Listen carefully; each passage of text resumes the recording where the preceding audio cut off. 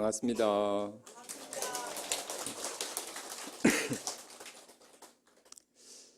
조금 전에 그 방배역에서 내려서 무상사로 오려고 버스를 기다리다가 버스가 오기에 버스를 탔어요.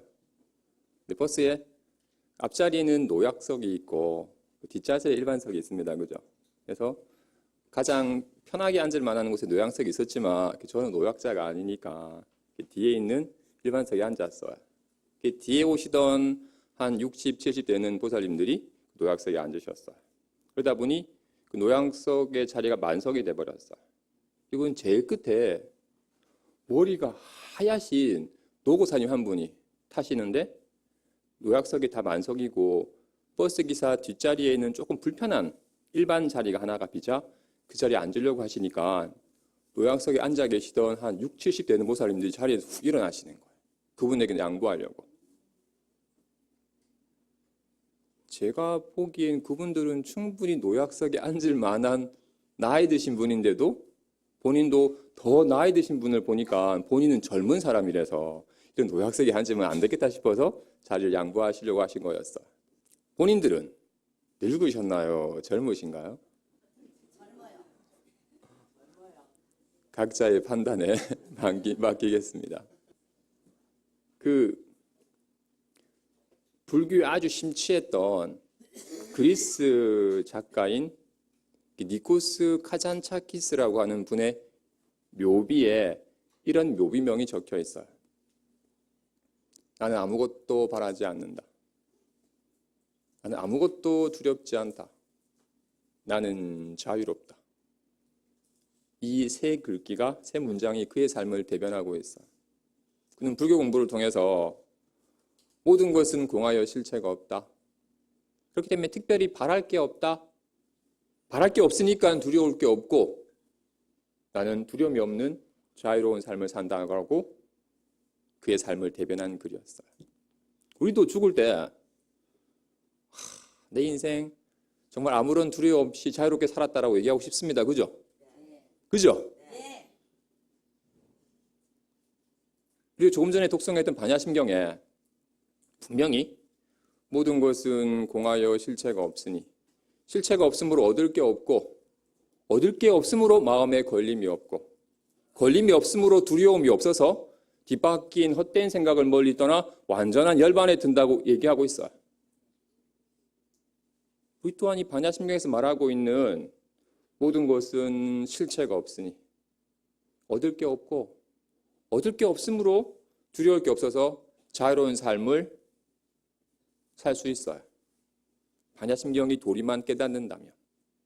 그래서 오늘은 불교에 대한 체계적인 이해 7번째 시간으로 어느 것도 얻을 것이 없다라는 제목으로 상을 파하여 성품을 드러내는 가르침인 반야바라밀에 대해서 한번 살펴보겠습니다. 먼저 지난 시간에 한번 연기법을 살펴볼 때 살펴봤는데 이건 물입니다. 그죠? 물이에요. 근데 이 물은 지금 이 법당 온도에서 이 물 모양이지 법당 온도가 확 1000도로 끓어버리면 얘는 확 끓어가지고 수증기가 돼버릴 겁니다. 그죠? 지금 이 물 모양은 이 물은 법당 온도랑 얽혀서 있지 법당 온도랑 별개로 있는 게 아닙니다. 그죠? 모든 게 다 얽혀서 있지 어느 것도 개별적으로 있지 않아요. 근데 우리는 이것은 물, 이것은 컵 뚜껑, 이것은 마이크 등 낱낱 것들을 마치 개별적인 실체인 양 이름을 부여하고 그 이름을 쓰고 사용하고 있어요. 컵이라고 하면 컵이란 이름은 저 컵을 가리키는 걸로 모든 이름과 사물을 좀 동일시하는 성향이 있어요. 그러다 보니 이름을 사물이랑 동일시하는 성향 때문에 우리는 간혹 그 이름에 사로잡혀서 허망하게 괴로워하는 경우가 간혹 있게 돼요. 어떤 이가 차를 몰고서 농장에 볼 일이 있어서 어느 농장을 찾아가고 있었어요. 근데 농장 5km 앞에 표지판이 무상농장 5km 앞 하고는 조그맣게 개조심이라고 안내판이 붙어 있었어요. 그래서 농장에 개를 키우나 보다. 농장이 크니까 도둑을 방지하기 위해서 개를 키우나 보다 싶었어요. 한참 더 날리다 보니 무상 농장 1km 하고는 아까보다 더 큰 글씨로 개조심 적혀 있는 거예요. 아, 이 농장에 꽤 사나운 개가 있나 보다.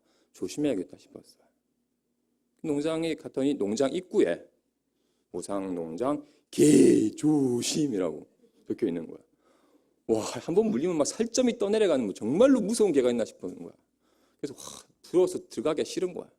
그래도 농장 주인을 만나야 되니까 정말 조심스럽게 농장에 들어갔어.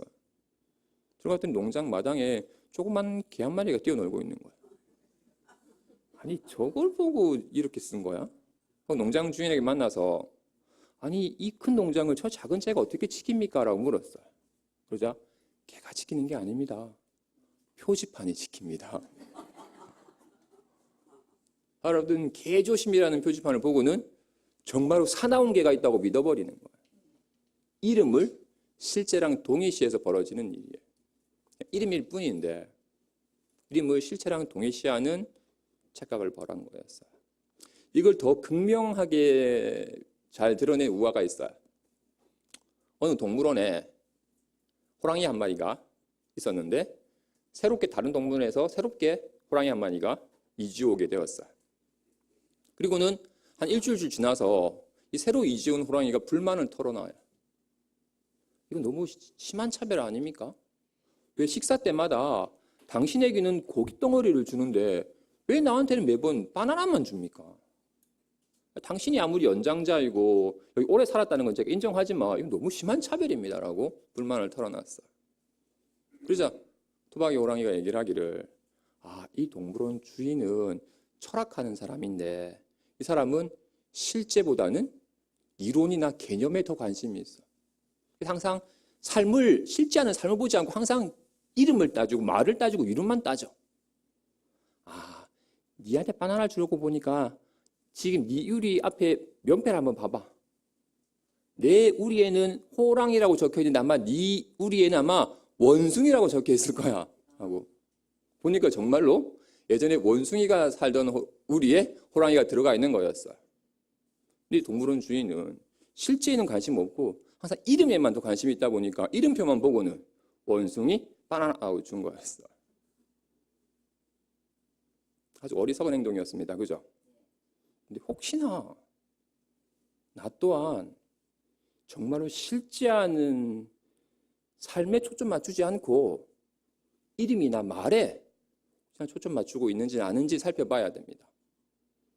공부하는 사람은 무엇보다도 먼저 그 말이나 글, 개념에 속지 않고 실상을 보는 눈을 가져야 돼요. 좋아요.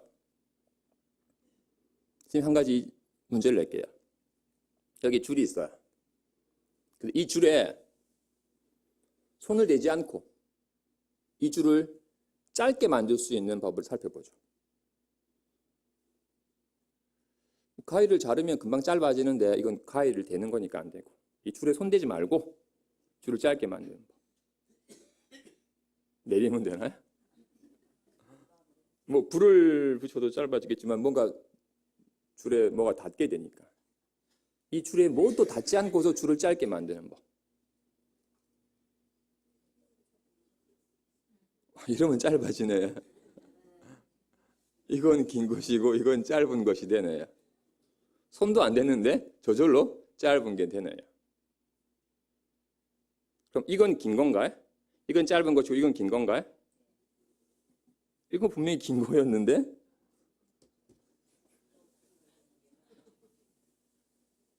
더 긴 걸 갖다 대면 짧은 것이 돼버리네요. 이 세상에 자체로서 긴 것은 없습니다. 아니, 긴 것은 기차인데? 기차는 한간대교에 비유하면 짧은 것입니다. 그죠? 어느 것도 자체로서 긴 것은 없어요. 단지 비교를 통해서 긴 것이라는 개념이 세워지는 것일 뿐이지 세상에 긴 것은 없어요. 세상에 긴 게 뭐겠어요? 오직 짧은 것과 비교할 때 긴 것이라는 개념이 세워지는 것이지 긴 것이라고 할 만한 실체는 없다고요. 좋아요. 그러면 여러분들이 사시는 집은 좀 쾌적한 환경인가요? 아니면 좀 열악한 환경인가요?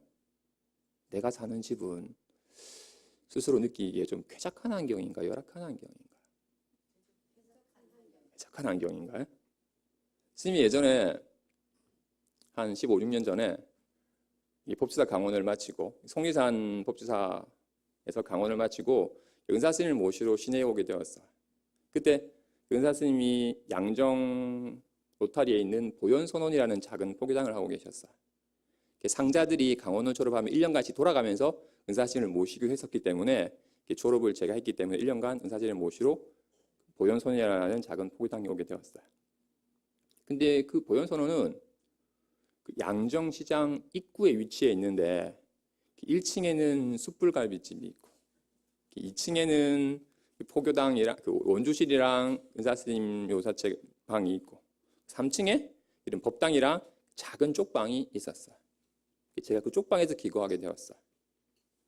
조금 전까지 법주사의 대궐 같은 방에 있다가 여기에 오니까 이게 사람 살 것 같지가 않아요.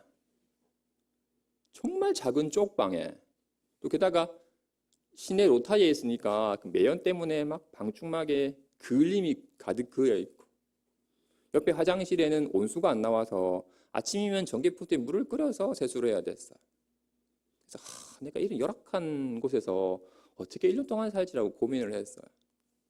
그러다가 졸업을 앞두고 도반대리랑 같이 4박 5일 5대 정멸보공 순례도 하고 그리고 개인적으로 혼자서 한 달간 인도 배낭여행을 다녀오게 되었어요. 그때 학인이니까 돈이 없어서 왕복 비행기표 외에 하루 경비로 딱 10,000원을 책정해서 한 달이니까 30만 원.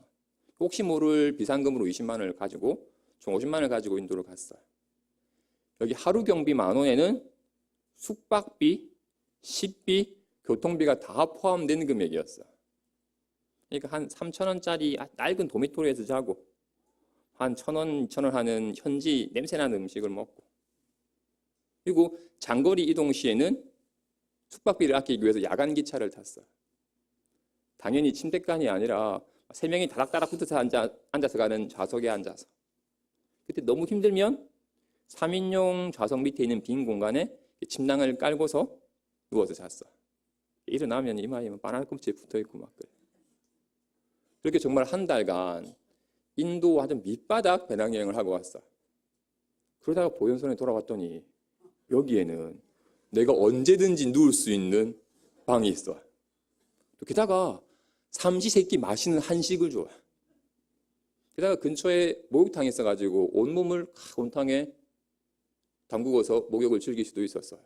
이 정도면 사람 살기 충분히 쾌적한 환경이었어요.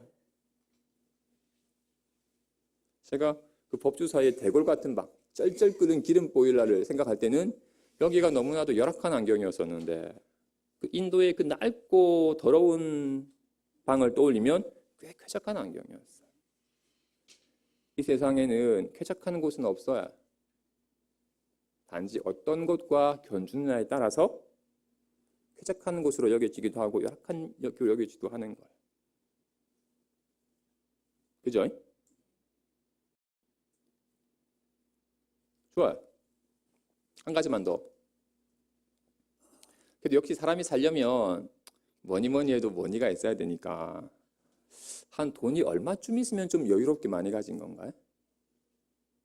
이 정도만 가지면 좀 여유롭겠다라고 싶은 돈은 얼마쯤일까요?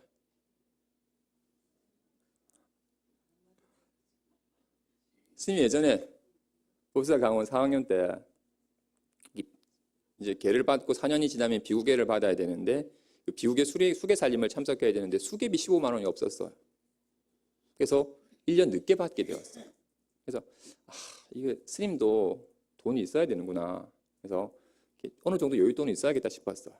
그때 마침 아시는 스님 통장이 한 200여만 원이 있길래 200만 원만 있으면 여유롭겠다 싶었어요.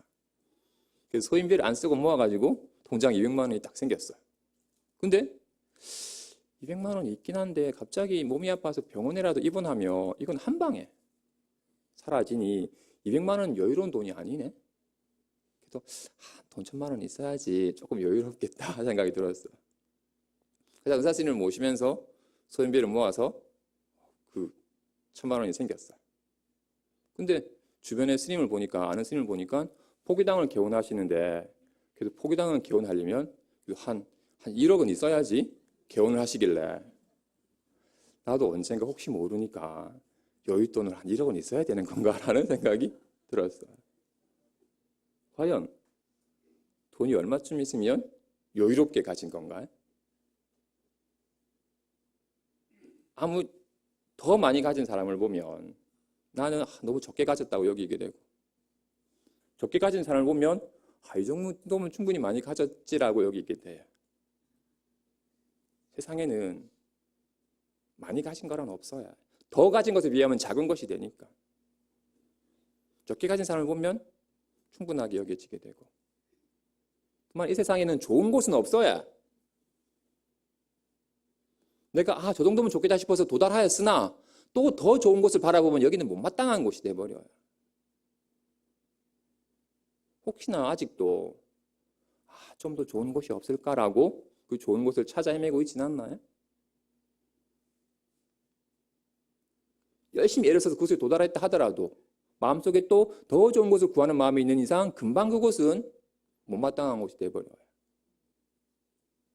눈을 잠깐 돌려서 조금 적게 가지신 분을 보면 여기 그분은 저기 도달했으면 얼마나 좋겠다라고 바라는 곳이니까 내 눈의 방향에 따라서 많고 적음, 쾌적함과 열악함이 벌어지게 되는 거예요.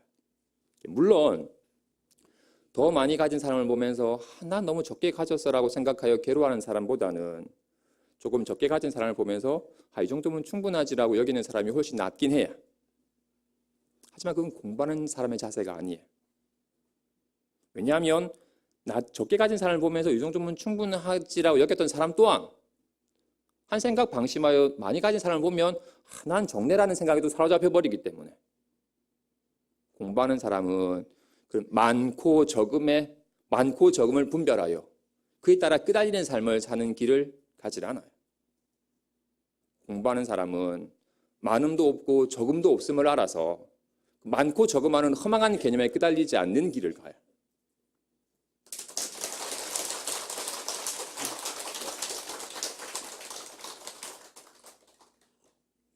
좋아요. 우리는 얼마 전까지 막 더울 때는 너무 덥다, 좀 시원한 곳에서 살면 좋을 텐데, 그러다가 조금 막 추워지면 따뜻한 곳에 살면 좋을 텐데라고 여겨요. 이와 같이 추울 때는 따뜻한 곳을 찾고 더울 때는 서늘한 곳을 찾기 마련이에요. 한 수자가 동산 얀계화상이라고 하는 큰 스님에게 물었어요. 스님, 추위와 더위가 찾아오면 어떻게 해야 됩니까? 스님께서 아니 왜 덥지도 춥지도 않는 곳으로 가지 않느냐? 예? 덥지도 춥지도 않는 곳이 어디입니까?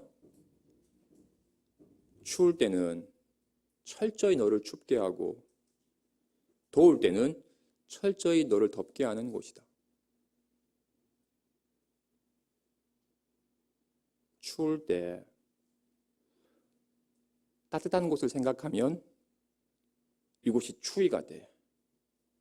근데 추울 때 온전히 그 추위 속에 훅 젖어들어서 따뜻한 곳을 떠올리지 않으면 추운 곳이 아니에요. 혹 추울 때 또한 정말로 알래스카를 떠올리면 이 정도면 푸근하지라고 여기게 되니까 추위와 더위는 자체가 있는 게 아니에요. 무엇을 떠올리냐에 따라서 달라지는 거예요. 이 줄은 긴 줄이에요, 짧은 줄이에요? 길지도 않고 짧지도 않아요. 근데 짧은 줄을 떠올리면 긴 게 되고 긴 것을 떠올리면 짧은 줄이 되는 거예요. 세상에는 많음도 없고 적음도 없어야 오직 나의 분별로 말미암아 많다고 여기고 적다고 여기는 것일 뿐, 그 자체에 분별하지 않고 그 사이에 훅 젖어들면 긴 것도 짧은 것도 많고도 적은 것도 더운 것도 추운 것도 없다고 해. 공부하는 사람은 그와 같이 지금 이 순간에 훅 젖어들어서 단지 그럴 뿐, 그걸 허망하게 분별하여 많다 적다고 분별하여 거기에 끄달리지 않는 삶을 살아요. 우린 공부하고 있는데 지금 내 삶은 어떤가요? 괜한 분별에 사로잡혀서 그 분별된 것이 실제인 양 여기면서 거기에 끄달리고 있지는 않나요? 아니면 이제 공부를 하니 이거 다 망상이야. 허망하게 분별해서 벌어진 일일 뿐, 단지 이럴 뿐. 그러려면 삶 속에 훅 젖어들어야 돼. 아버지와 아들이 함께 길을 가다가 들판에 들꽃이 하나 핀 것을 봤어요. 그럼 아버지가 저기 들꽃이 피었네 하고는 들꽃을 봤다 하고는 지나쳤어요. 반면에 같이 가던 아들은 와 하고는 그 들꽃에 달려가서 들꽃도 자세히 보고 코를 맡대어 향기도 맡고 들꽃의 감촉도 느끼고 게다가 이 들꽃은 혼자 있는 게 아니라 땅에 뿌리를 내리고 있고 햇살을 받고 다 어우러져 있는 것을 훅 만끽했어요. 그리고는 하고는 지나갔어요. 누가 들꽃을 잘 본 거야. 그냥 들꽃이라고 이름 붙인 것만으로 그걸 잘 본 거야? 아니에요.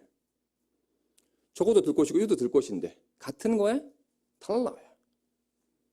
단지 허망한 이름 딱지 붙인 것만으로 이것을 바로 봤다고 착각하면 안 돼요.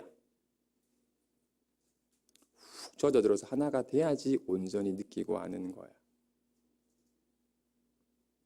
현대인들은 끊임없는 온갖 분별된 개념 속에 살기 때문에 그 개념을 실체시하고 그 개념에 사로잡혀 살아요. 온전히 그 사람을 느끼지 않고 그 사람의 이름만 보고 타이틀만 봐요. 우리는 쉽게 말에 속아요. 공부하는 사람은 말은 실체가 없다라는 것. 게다가 말은 얽혀있는 이 삶을 온전히 표현할 수 없다라는 것. 말은 끊임없이 분별하고 쪼개는 것이기 때문에 말에 의지해서는 절대로 실제하는 삶을 느끼지 못한다는 것. 그래서 이 공부는 언어 도단위에 말이 미칠 수가 없어요. 왜? 말은 허망한 것이기 때문에 절대로 진실을 표현할 수가 없으니까. 좋아요. 이제 본격적으로 반야바라밀에 대해서 한번 살펴보겠습니다. 반야심경에서 관자재보살이 깊은 반야바라밀다를 행할 때 오혼이 공한 것을 비추어 보고 온갖 고통에서 건너느니라라고 얘기하고 있어요. 온갖 고통에서 건너가려면 오온이 공한 것을 비추어 봐야 돼요. 반야심경의 핵심은 오온이 공한 것을 비추어 보고 온갖 고통에서 건너갔다라는 얘기예요. 그래서 오온이 공한 것을 비추어 봐야 되는데 오온이 공한 것을 비추어 본다는 것은 오온에 대한 두 가지 조망을 하는 것이에요. 첫째는 오온의 상은 실체가 없다는 것을 비추어 보는 것이고 상과 성 두 측면으로 조망을 해야 되는데 오온의 상은 실체가 없다는 것을 비추어 보는 것이고 두 번째는 오온의 성품은 본래 참 마음이다라는 것을 비추어 보는 거예요. 모든 법이 다 성상이 두 가지가 있으니까 이거는 컵 뚜껑의 모양을 가지고 있지만 이거는 흙의 성질로 이루어져 있습니다. 그죠? 그래서 상의 측면은 상은 인연 따라 모인 것이라 생겨났다가 사라지지만 이게 깨져도 뚜껑은 깨져서 사라지지만 흙은 사라지지 않듯이 만법이 다 상과 성의 두 가지 측면이 있는지라 오온의 상을 관찰해서 오온은 실체가 없는 것이구나라는 걸 조망하고 오온의 성품을 조망해 봐서 오온이 그대로 참 마음이구나라는 걸 아는 두 가지 조망을 해야 돼요. 그래서 먼저 오온은 실체가 없다라는 걸 한번 살펴보죠. 오온은 색수상행식이니까 먼저 색에 대해서 예전에 색깔에 대해서 한번 연기법에서 살펴봤으니까 색깔은 지금 이 빛과의 관계 속에서 불이 꺼지면 이 색깔이 아니고 또 눈과의 관계 속에서 지금 이렇게 이런 모양 이런 색깔로 드러난다는 건 살펴봤습니다. 그죠? 오늘 처음 오신 분은 모르시겠지만 이거는 제4강 모든 것은 함께 연계해 있다라는 얘기에서 살펴봤어요. 좋아요. 그러니까 이번에는 색 중에서 소리에 대해서 한번 살펴보죠. 소리. 지금 이 소리는 어디서 생긴 거야? 이 뚜껑에서 나온 거야? 책상에 있다가 나온 거야? 허공에서 생긴 거야? 이 소리는 어디 있다가 생겨난 거야?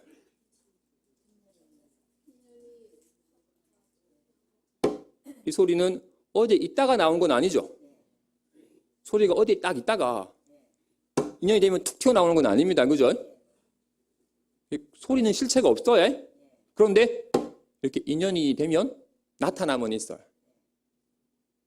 소리는 인연 따라 나타남은 있으나 실체가 있는 것은 아니에요.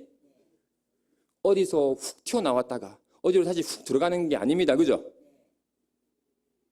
그와 같이 소리는 나타남은 있으나 실체는 없어요. 향기도 마찬가지죠.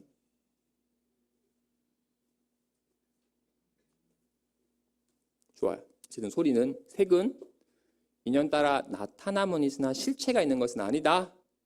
살펴봤어요. 느낌에 대해서 한번 살펴보죠.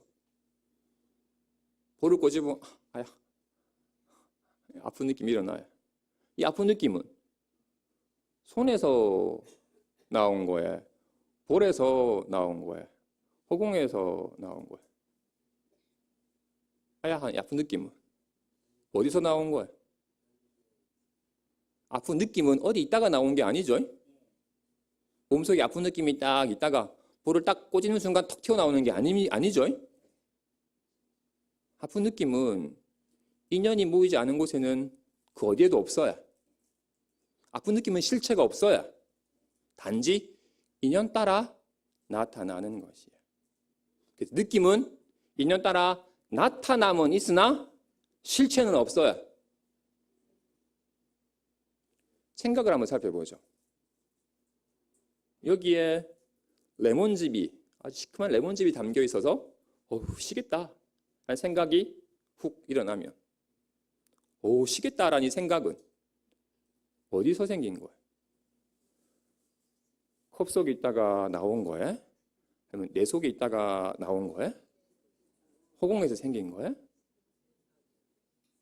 내 속에 시겠다는 생각이 있다가 레몬즙을 딱 보는 순간 툭 튀어나온 거야?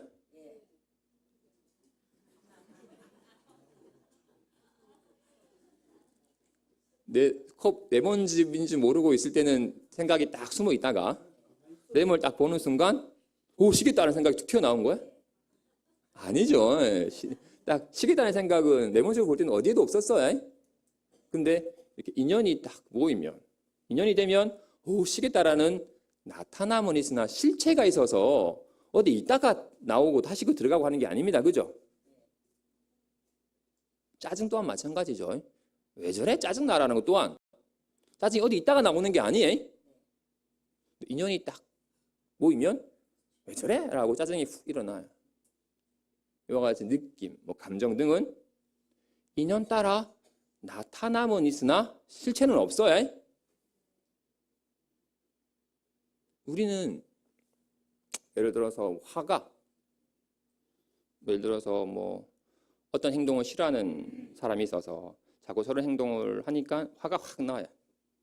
근데 화가 나면 내가 괴로우니까 좀 화는 없애고 싶어요. 이 사람이 하는 노력은 쟤 왜 자꾸 저런 행동을 해? 짜증나게 하면서 짜증이나 화를 훅 내고 있으면서 계속 저런 생각을 하면서 화가 나니까 이 화만 없애려고 해요. 화를 실체시해서 이 화만 없애려고 해요. 이 화는 지금 인연이 모였으니까 나타나는 것이지 계속 내 속에 저런 거 싫어하는 욕구는 그대로 두고 또 쟤 왜 저렇게 하면서 그 사람을 생각하는 거 계속 하면서 화가 확 일어나면 이런 화를 일어나게끔 하는 이런 인연들은 내버려 두고 계속 모으면서 화만 없애려고 해요. 화가 인연 따라 나타남은 있으나 실체가 없다는 걸 모르고 화가 실체가 있는 줄 알고 인연의 모험은 계속하면서 화만 없애려고 해요. 그동안 그렇게 해왔어요. 근데 이제 부처님 번 만났으니 모든 것은 공하여 실체가 없으니 그것을 실체냥 여기고 애착하거나 없애려고 해서는 안 된다. 단지 인연 따라 나타나는 바였으니 그것이 사라지게 하고자 한다면 인연을 흩으면 될 뿐, 좋은 느낌을 얻기 위해서 인연은 모으지 않고 좋은 느낌만은 원해요. 백날 원해봐야 되질 않아요. 근데 단지 그 인연만 모으면 좋다, 감사하다는 느낌이 훅 일어난다. 그래서 보살은 오직 인연을 소중히 할 뿐 어떤 것에도 애착하지 않아요. 좋아요. 이제 첫 번째 조망으로 오온의 상은 실체가 없다. 오온의 상은 인연 따라 나타남은 있으나 실체는 없다 하는 걸 조망해 봤습니다. 그죠? 이제 더 중요한 오온의 성품은 본래 참 마음이다 라는 걸 한번 조망해 보겠습니다. 여기에 물이 있어요. 그래서 컵을 흔들면 물결이 있나요? 컵을 흔들면 물결이 일죠? 컵을 흔들면 물결이 있는데 이 뚜껑을 흔들면 물결이 있나요? 뚜껑에는 왜 흔들어도 물결이 안 일죠? 물이 없으니까. 물이 있어야지 물결이 일어나는 거죠. 얘한테는 니 진짜 날 갖고 못생겼다고 해도 화를 안 내요. 나한테 니 진짜 늙었고 못생겼다고 하면 화가 확 나요. 왜 우리는 이렇게 감정이, 생각이 일어나죠? 물이 있어야 물결이 일듯이 마음이라고 이름한 이게 있으니까 아, 참 좋다. 아, 왜 저래? 라는 온갖 감정이 일어나는 거예요. 마음이 없으면 아무런 감정도 생각도 안 일어나요. 마음이 있으니까 온갖 생각도 감정이 일어나는 거예요. 확실하죠? 좋아요. 스님이 예전에 홍광사에 있을 때 여름 불교학교 캠프에 애들이랑 같이 수련회를 했어요. 그래서 그 계곡에 들어가서 애들 그 계곡 졸졸졸 흐르는 계곡물 소리도 듣고 그 애들이랑 같이 막 물장구 치니까 막 시원한 물도 막 온몸으로 느끼고 그러다가 애들은 잠깐 놀게 하고 선생님들이랑 잠깐 모여서 이런저런 얘기를 했어요. 근데 선생님 중에 유독 이쁜 선생님이 계셨어요. 자세히 보니까 그 가수 황보였어요. 근데 저니 대단히 독신한 크리스찬인데 어떻게 여름 불교학교에 왔지? 하고 딱 생각을 하는데 문득 정신이 드니 내 방에서 꿈을 꾼 거였어요. 그냥 괜히 꿈에 벌어진 일이었어요. 조금 전에 물소리가 졸졸졸졸졸 났어요. 근데 그 물소리는 실체가 있는 게 아니고 꿈꾸는 마음이 물소리로 나타나는 거죠. 그 물소리는 마음이 나타난 겁니다. 그죠? 확실한가요? 꿈에서 물이 졸졸졸 흐르든 종이 땡 치든 그거는 분명히 물소리와 종소리로 나타났으나 이 형상이 없는 공적한 마음이 물소리와 종소리로 나타나는 거죠. 꿈은 확실히 그렇죠? 좋아요. 분명히 애들이랑 같이 물장구 치면서 물이 시원하다고 느꼈어요. 그 느낌, 시원한 느낌 또한 마음이 나타난 바인가요? 꿈꾸는 마음이 온갖 꿈속 경계로도 나타나고 시원하다는 느낌으로도 나타나는 거죠.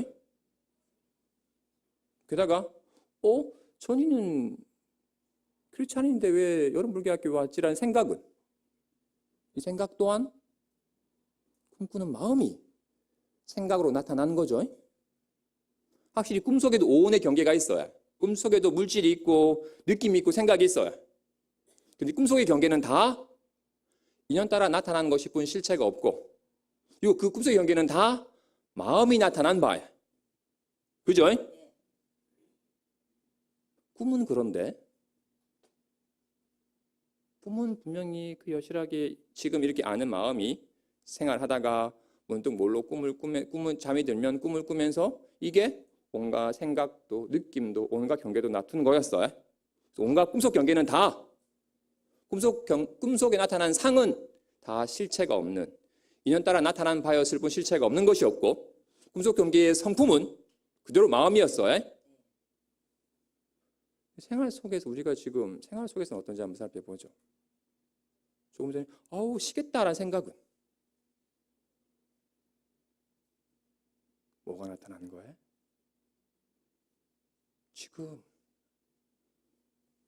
여실하게 이렇게 아는 마음이 있으니까 레몬즙을 보면 어우 쉬겠다 나타나는 거예요. 이 쉬겠다라는 생각은 인연따라 나타난 것인지라 나타남은 있으나 실체는 없지만 이것의 성품은 마음이라는 이름 놀이는 하지 말고 마음이라고 하는 것이 진짜 뭘 가리키는지 이게 쉬겠다 이게 감사합니다 이게 짜증나 온갖 생각으로 나타나는 겁니다. 생각은 그 생각의 성품은 그대로 참 마음이에요. 아야 느낌은 아야 또한 이게 아야 나타나는 거예요. 느낌 또한 그 성품은 참 마음이에요. 소리는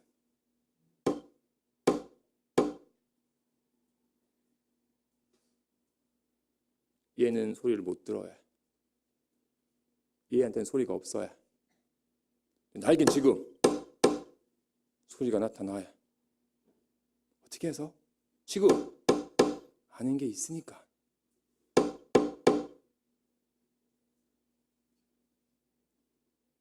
꿈속의 물소리와 종소리만 마음이 나타나는 게 아니에요.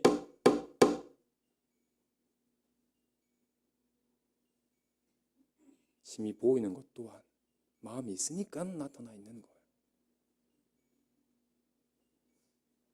관세음보살님이 깊은 반야바람 일다를 행할 때 온 이 공한 것을 비춰보고 온갖 고통에서 건너가셨어요.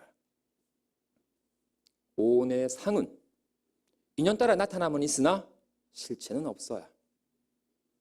온의 성품은 그대로 참 마음, 공적한 마음이 인연 따라 온갖 온의 모습으로 나타나는 거예요. 그래서 여기에 대한 깊은 조망은 꿈의 상황을 잘 관찰해서 현재 상황에 적용하면 돼요. 꿈은 조금 덜 리얼한 꿈이고 현실은 좀 더 리얼한 꿈일 뿐이에요. 다 이렇게 마음에 인식되는 바로 나타나는 거니까. 좋아요. 이런 반야바라미를 통해서 이 진정한 삶의 실상을 깨달으신 육조 해능 스님의 일대기를 통해서 한번 이 얘기를 한번 다시 점검해 보죠. 육조 스님이 오조 홍인대사의 문화에서 6년간 방화를 찍다가 이제 때가 된지라 홍인 스님이 삼경에 깊은 밤에 육조 스님을 불러요. 육조 스님을 위해서 금강의 가르침을 설해 주세요. 그러다 그 중에 응당 머무는 바 없이 마음을 낼지니라 라는 구절에 마음이 확 열려요. 일체만법이 다 이 마음을 여의지 않았다는 것을 깨닫게 돼요. 그리고는 당신께 당신의 깨달음의 견해를 얘기해요. 제가 이 성품이, 자기 성품이 본래 청절한 줄 어찌 알았겠습니까? 괴로움에도 즐거움에도 물들지 않는 이 청정한 줄 어찌 알았겠습니까? 자기 성품이 본래 생멸하지 않음을 어찌 알았겠습니까? 온갖 생각은 생겨났다가 사라지지만 이건 사라지지 않음을, 생멸하지 않음을 어찌 알았겠습니까? 자기 성품이 본래 스스로 부족한 줄 어찌 알았겠습니까? 자기 성품은 본래 동요함이 없음을 어찌 알았겠습니까? 자기 성품이 능히 만법을 생함을 어찌 알았겠습니까?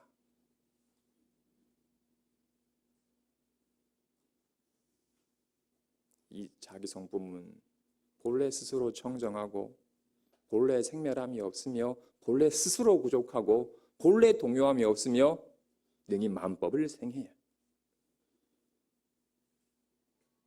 입을 통해서 당신의 부처님으로부터 온 신법을 증득하셨어요. 그리고 때가 안 된지라 남쪽으로 떠나보내요.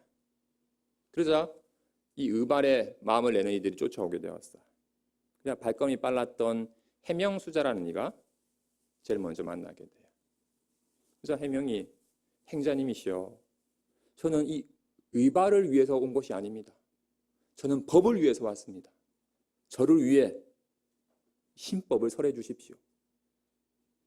자, 육 교수님께서 그대가 정말로 법을 위해 왔다면 지금 바로 모든 반연을 쉬어서 한 생각도 내지 말라.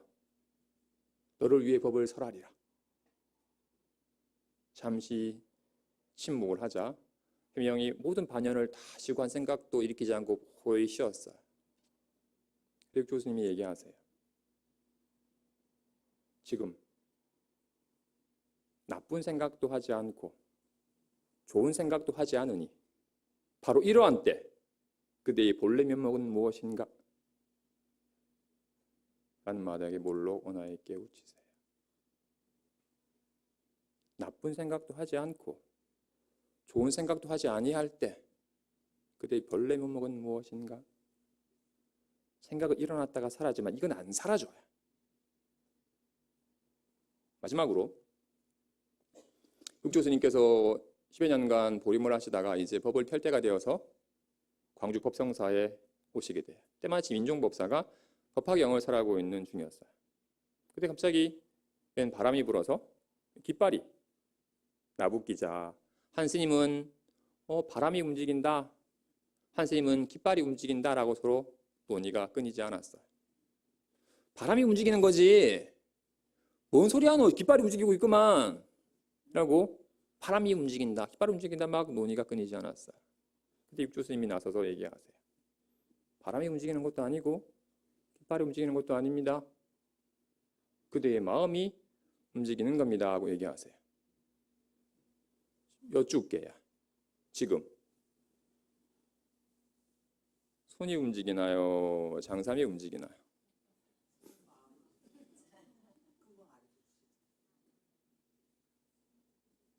우스갯거리가 아니에요. 제가 완전히 법이 높은 큰 선지시로 신망이 없으니까 지금 우스갯거리로 들릴 수도 있지만 손이 움직이는 거예요. 옷이 움직이는 거예요. 마음이 움직이는 겁니다. 온갖 생각도, 온갖 느낌도, 온갖 감정도 그 무엇도 다 마음의 움직임이에요. 온갖 인식들, 시끄럽네, 고요하네, 모든 것이 다 마음의 작용일 뿐이에요. 꿈만이 아니라 일상사가 다 마음의 작용일 뿐임을 알아서 그 허망한 상에 속지 않고 언제 어디서나 여여한 삶을 사시는 부자 되시기 바랍니다. 사랑합니다. 건강하십시오.